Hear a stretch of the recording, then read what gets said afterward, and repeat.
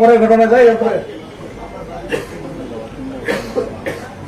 বাদী করে বাবা হয়েছে, মেয়ের বাবা হয়েছে, আসামি একজনে। আচ্ছা আচ্ছা, আমরা একটু পরেরটাই যাই। পরেরটাই এটাও মোটামুটি আপনারা সবাই জানেন, সবকিছু জানেন যে পরের অংশটা মানে এটা যে গত 24 তারিখে আপনারা জানেন যে সচিবালয়ের একজন কর্মকর্তা তথ্য অধিদপ্তরে চাকরি করে শামীম খন্দকার, উনি 3:30 দিকে তার বাসা থেকে এবং পরবর্তীতে তার ছেলের নাম্বার থেকে ফোন আসে যে তার ছেলেকে কিডন্যাপ করা হয়েছে, অপহরণ করা হয়েছে এবং তার কাছে মুক্তিপণ চাচ্ছিল 50,000 টাকা। তো এইটা সে শোনা করে, যেহেতু একটাই মাত্র ছেলে হচ্ছে আফফান সাইদ, তো সে খুব ভেঙে পড়ে এবং দৌড়াদৌড়ি ছোটাছুটি করতেছিল যে আসলে এটা তো তার জন্য বিরাট একটা দুঃসংবাদ যে সে ওই সময়ে যেহেতু সচিবালয়ে চাকরি করে নামার সময় দেখে যে মাননীয় প্রধানমন্ত্রীও বের হচ্ছিল বা বের হবে এরকম একটা অবস্থা ছিল। তখন সে ওই প্রোটোকলে তো একটু যাওয়া মুশকিল, তারপরেও সে দৌড়াদৌড়ি করতেছিল। এখানে গিয়ে যখন মাননীয় প্রধানমন্ত্রীর নজরে আসে তখন কিন্তু তাকে অ্যালাউ করার পরে তার সে কানাকাটি করতেছিল। তো একটা পর্যায়ে তার কাছ থেকে শুনে যে আসলে মাথা ঠান্ডা করে যে কি হয়েছে আমার একটু বলেন। তারপর তার কাছ থেকে যখন শুনছে যে ছোট বাচ্চা অপহরণ হয়েছে এবং তার কাছে মুক্তিপণ চাইছে, বিষয়টা অনেক মানে সিরিয়াস আর কি। তখনই কিন্তু এটা তাৎক্ষণিক ভাবে যেহেতু শুনছে যে আমাদের রমনা এলাকার ভিতরে এই ঘটনা ঘটছে, তখন আমাকে ফোন দিয়েছিল। পরে আমি প্রথম দিকে ধরতে পারি, পরে আমরা কথা হয়েছে। তো একটা নির্দেশনা ছিল যে এটা যেন আমরা যত তাড়াতাড়ি সম্ভব আমরা উদ্ধার করি এই যে বাচ্চাটাকে। তো ইতিমধ্যে তাকেও পাঠিয়ে দেয়, সে তার সাথে আমরা যোগাযোগ করতেছিলাম এই শামীম খন্দকারের সাথে। তো ওনার নাম্বার নিয়ে পরে আমরা যোগাযোগ করলাম যে কোন নাম্বার থেকে কথা বলতেছেন, ওই নাম্বারটা আমরা নিয়ে আমরা ওই নাম্বারটা ট্র্যাকিং এর লাগাই দিয়ে আমরা টিমটা রেডি করে পাঠিয়ে দিই ওই এলাকায় যেটা দেখা যাচ্ছে আর কি। তো সাথে সাথে আমিও তাকে এর মধ্যে পেয়ে যাই, পাওয়ার পরে আমরা একসাথে যাই। এর মধ্যে কথাও হচ্ছিল, বারে বারে ফোন দিচ্ছিল। এরপরে 30,000 টাকা, শেষ পর্যন্ত 10,000 টাকা নেমে আসছিল আর কি, যে মুক্তিপণের টাকা। কিন্তু সমস্যাটা হচ্ছিল দিবে কিভাবে, এটা এই বিকাশ নাম্বারটা সে দিচ্ছিল না, বা বলছে দিব বলে কিন্তু দিচ্ছিল না। তো পরে আমরা যখন ওই এলাকায় আমাদের টিম যখন ঘুরতেছিল ওই যে কাছাকাছি এলাকায়, তো তারা ছিল মূলত চামেলি বাগের ওখানে মানে একটা ওই আন্ডার কনস্ট্রাকশন একটা বিল্ডিং, 10তলার মতো বিল্ডিং ছিল। এই বিল্ডিং এর ডোমিনো আর কি বিল্ডিং, তো এই বিল্ডিং এর মোটামুটি 7 তলায় ছিল তারা আর কি। তো এইখানে হয়তো ওরা কোনোভাবে বুঝতে পেরেছে যারা অপহরণকারী, তখন তারা কিন্তু ওই বিল্ডিং এর নিচে রেখে ওরা পালায় যায়। তখন ওই তার কাছে যেহেতু বাচ্চার কাছে মোবাইলটা ছিল, তখন সে সাথে সাথে ফোন দেয় যে আমাকে এখানে রেখে গেছে। পরে সাথে সাথে আমরা তো গেলাম, গিয়ে আমরা ওখান থেকে উদ্ধার করে বাচ্চাকে আমরা, যেহেতু সে ওই খুব কাঁপতেছিল এবং আনস্টেবল ছিল, তো পাশেই পপুলার ছিল, পপুলারে মেরে গিয়ে আমরা ওই মেডিকেল একজন ডক্টরকে আমরা দেখানোর পরে মোটামুটি সে ট্রিটমেন্ট দেওয়ার পরে একটু স্টেবল করে আমরা বাসায় পৌঁছে দিই। তো এই ঘটনার প্রেক্ষিতে যেহেতু আমরা বাচ্চাটাকে অক্ষত অবস্থায় উদ্ধার করেছি, তো এটা নিঃসন্দেহে মাননীয় প্রধানমন্ত্রীর একটা অনেক বড় একটা ইয়ে ছিল, কন্ট্রিবিউশন ছিল যে আমাদেরকেও এখানে সম্পৃক্ত করেছেন। আমরাও দ্রুত এটা রেসপন্স করতে পেরেছি এবং দ্রুত বাচ্চাটাকে একেবারে অক্ষত অবস্থায় উদ্ধার করা গেছে।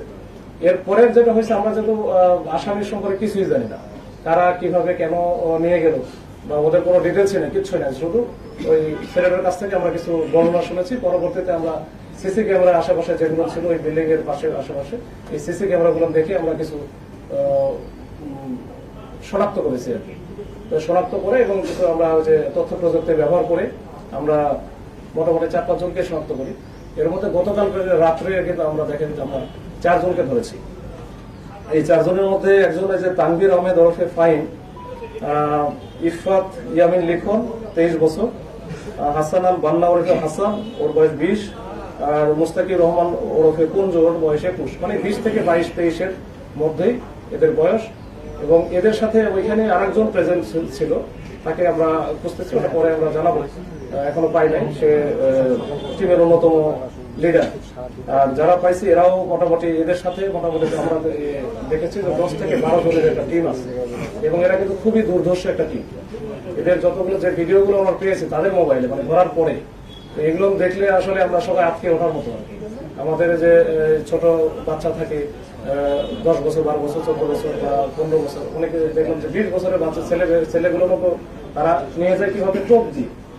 এটা ওই যে তাদের হোয়াটসঅ্যাপে অনেকগুলো গ্রুপ আছে, এই হোয়াটসঅ্যাপে তারা নক করে বিভিন্ন জনকে, হয়তো টার্গেট করে নক করে এই টেলিগ্রামে করে ওই এই গ্রুপে ওরা কিন্তু মূলত নক করে মাদকের কথা বলে, যে তারা এখানে আসলে মাদক পাবে, তো মাদকের কথা বলে নিয়ে আসে। আর কিছু আছে যে বিভিন্ন বাহানা দেয় যে এখানে আসলে মেয়েদের সাথে গল্প করা যাবে, ভালো মেয়ে পাওয়া যায়, এরকম বিষয় এগুলো নিয়ে আসে। এই ছেলেটা সাথে কিন্তু ওই যে নক একটা করছে, করার পরে ছেলেটা বলছে যে আমার টেলিগ্রামে নক করছে। তো নক করার পরে ছোট ছেলে 13-14 বছর বয়স, তখন ও বলছে যে ভাই মানে কি আমরা তো একই বয়সেরই, তো এখানে আসো আমরা একসাথে একটু কথা কথা বলবো।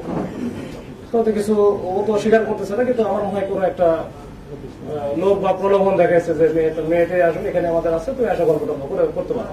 এই তখনই কিন্তু সে এটা গেছে একটু মানে ট্র্যাপে পা দিচ্ছে। এই ট্র্যাপে পা দেওয়ার পরে যেটা হয় আর কি, ওখানে ওরা প্রত্যেকটা ক্ষেত্রে মোটামুটি একই রকম টাকা পয়সা নেওয়া, যে এখানে 20-30 মানে 50 থেকে শুরু করে 30,000, মানে যে যখন যেখানে পায় 20,000 15,000, মানে এরা খুব বড় পারে না, টাকা কম, কিন্তু ওখানে প্রচুর পরিমাণ নির্যাতন করে। এই ছবিগুলো আমরা 2-1টা ভিডিও হয়তো আমি পরে আমার দিয়ে দেবো, এই গ্রুপে দিয়ে দেবো। তো ওইটা দেখলে আপনারা বুঝতে পারবেন যে কি পরিমাণ নির্যাতন করে, আমরা ওদের মোবাইলে যেটা পাইছি। তো যাই হোক, এদের এই 4 জনকে আমরা ধরেছি। আমরা আশা করছি যে এদের সাথে যারা আছে এই গ্রুপে 10 থেকে 12 জন, প্রত্যেককেই আইনের আওতায় আমরা নিয়ে আসার চেষ্টা করব। এবং আমরা এটা মামলা হয়েছে রমনা থানায়, এটা নিয়মিত মামলা আমরা করেছি আজকেই সকালে। তো এইটাই হচ্ছে আমাদের আপডেট এই ঘটনা নিয়ে।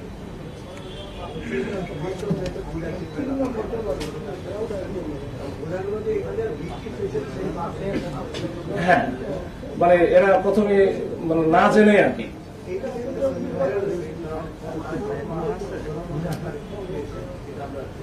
ভাই ফোনটা নামায়েন, ভাইজান ফোনটা নামায়েন। না, উদ্দেশ্য ছিল আসলে ফোন বলতে এটা হয়তো আরো উপরের লেভেলেও দিতে পারতো, ওখান থেকে আস্তে আস্তে আসতে পারতো। সে মানে ওইখানে হয়তো তাৎক্ষণিকভাবে বাবার যে অবস্থাটা ছিল ওইটা বিবেচনায় হয়তো মনে হয়েছিল যে আমার দরকার বাচ্চাটাকে আগে অক্ষত অবস্থা উদ্ধার করা। এই ইয়ে থেকে যে কাজটা করবে কে, হয়তো ফিল্ড লেভেলে কাজটা কে করবে কে, হয়তো তখনই মনে হয়েছিল যে যেহেতু আমি রমনা এলাকায় আছি, তখন আমাকে হয়তো ফোন দিয়েছে। তো এটা আমরা নির্দেশনা পাওয়ার পরে কিন্তু আমরা দ্রুত আমরা রেসপন্স করেছি এবং আল্লাহর রহমতে এটা তাকে বাচ্চাটাকে একেবারে সেফলি আমরা রিকভারি করতে পারছি। কথাতে একটা যে বাচ্চা এরকম একটা ঘটনা ঘটেছে, বাচ্চা অপহৃত হয়েছে, তাকে যত দ্রুত সম্ভব উদ্ধার করতে হবে, এটাই। এরপরে আমরা উদ্ধার করার পরে আবার হ্যাঁ পরেরটাই না, এটা বাসা থেকে বের হয়। স্কুল তো বন্ধ, স্কুল বন্ধ, বাসা থেকে সাইকেল নিয়ে বের হচ্ছে। আচ্ছা, এখন আমি 3 নাম্বারটা, যেটা আমাদের এই যে 2-3 দিনের অভিযান ছিল, এটা ধানমন্ডি থানার এই অটো রিক্সা গুলো দেখলেন। অটো রিক্সা আপনারা দেখছেন যে বিভিন্ন ভাবে প্রায় অটো রিক্সা কিন্তু চুরি হয়ে যায়। চুরি বলতে ঠিক চুরি না, ছিনতাই বলা যায়। এটা অটো রিক্সায় যাত্রী ওঠার পরে সেই যাত্রীগুলো কিন্তু দেখা গেল যে তাকে কোন একটা জায়গায় নিয়ে গিয়ে বলে যে একটু দাঁড়ান এখানে, বা একটু ওদেরকে টাকা দিয়ে দেয় যে একটু দোকান থেকে কিছু জিনিসপত্র নিয়ে আসেন, একটু টাকাটা দিচ্ছে 200 টাকা বা 500 টাকা দিয়ে দেয়। তো অনেকে হয়তো মনে করে যে ভদ্র মানুষ দোকানে যখন যায় তখন নিয়ে যায়, তখন নিয়ে এসে দেখা যায় এদিকে চোখ। আবার আরো ঘটনা, এবং কয়েকটা ঘটনা আছে যে কিছু কিছু ক্ষেত্রে আবার তারা কিন্তু ওই যে বিভিন্ন ভাবে প্রলোভন দিয়ে ওই জুস খাওয়ায়, যে জুসের ভিতরে হয়তো চেতনানাশক ঔষধ মিশ্রিত থাকে। এরকম করে যখন সে অচেতন হয়ে যায় তখন এই অটো রিক্সাটা নিয়ে যায়। এরকম বিভিন্ন পদ্ধতি তারা অ্যাপ্লাই করে অটো রিক্সাগুলো চুরি করে। এরকম একটা ঘটনা ছিল, যেটা যে 18 তারিখের একটা ঘটনা ছিল। 18 ফেব্রুয়ারি রাত আনুমানিক 11টার দিকে মোহাম্মদপুর থেকে একটা যাত্রী নিয়ে ধানমন্ডির উদ্দেশ্যে রওনা দেন অটো রিক্সা চালক রাজু। এই ধানমন্ডিতে পৌঁছানোর পরে যাত্রী চালককে লাবাং, যেটা যে লাবাং যে জুস টাইপের লাবাং খাওয়ানোর জন্য অনুরোধ করলে সে সরল বিশ্বাসে কিছুক্ষণ খেয়ে ফেলে। খাওয়ার পরে যেটা সে অচেতন হয়ে পড়ে। এই সুযোগে ছদ্মবেশী যাত্রী অটো রিক্সাটা নিয়ে পালায় যায়। তো এই ঘটনায় গ্যারেজ মালিক আলামিনের অভিযোগের প্রেক্ষিতে ধানমন্ডি মডেল থানায় একটা নিয়মিত মামলা রুজু করা হয়, যেটা আমি বলছিলাম আগে। এটা ওই মামলা থেকে আমরা কিন্তু পরে আস্তে আস্তে যখন এটা ভিতরে ঢুকি এবং এই ঘটনার সাথে যে সরাসরি জড়িত ছিল নূর হোসেন, তাকে আমরা ধরার পরে এই নূর হোসেন সহ আমরা আরো বেশ চক্র ভাই, আমরা যদিও সবাইকে ধরতে পারি না এখনো পর্যন্ত। তো তো ওইটা তার দেওয়া তথ্য মতে আমরা কিন্তু গ্যারেজে বিভিন্ন জায়গা থেকে তারা এরকম নিয়ে এসে গ্যারেজে রাখে এই অটোরিকশা গুলো। এই গ্যারেজের মালিকও এর সাথে জড়িত, নাম হচ্ছে নিজাম। তো নিজামকে আমরা ধরে ফেলি, ধরে আমরা সব মিলে বিভিন্ন গ্যারেজ থেকে আমরা মোটামুটি 6টা অটোরিকশা উদ্ধার করি। তো এই 6টা অটোরিকশা, এই অটোরিকশা গুলোর সবচেয়ে বড় ইন্টারেস্টিং বিষয় হচ্ছে যে এদের যে এই ব্যাটারি থাকে, ব্যাটারির দাম কিন্তু নগদে 60-70 হাজার টাকা বিক্রি করা যায়। তো এদের উদ্দেশ্য থাকে ওটাই, কিন্তু এই যে 60-70 অন্যগুলো নিয়ে খুব বেশি মাথা হাতে ফেলে দিল, কিন্তু এই যে ব্যাটারিটা যে তারা পায়, নগদে টাকা পায়, এটার জন্য এটা করে। তো এটা নিয়ে আমরা কাজ করবো, এটা বড় আকারে কাজ করবো। এদের অনেক বড় গ্রুপ আছে যেটা এই ধরনের, এটা তো যারা অটোরিকশা চালায় তারা একেবারে খেটে খাওয়া মানুষ, গরিব মানুষের বলা যায়, একেবারে গরিব মানুষ। এদের কাছ থেকে যখন এরকম একটা রিক্সা বা 1.5 লাখ 2 লাখ টাকা দাম যখন চুরি হয়ে যায় বা ছিনতাই হয়ে যায়, এটা অনেক বড় তাদের জন্য, এটা ফ্যামিলির জন্য বিরাট একটা বড় ব্যাপার।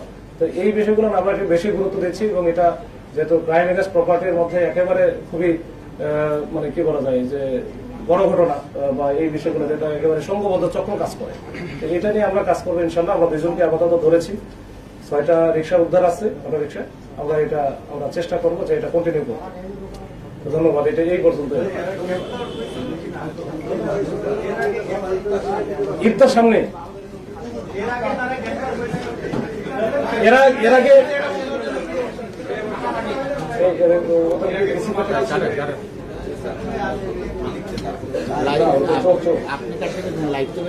আচ্ছা, এরা হয়তো ওই যে যারা যে দুজনকে ধরেছি ইতিপূর্বে ধরা খায় নাই, মানে ওইরকম রেকর্ড আমরা পাই।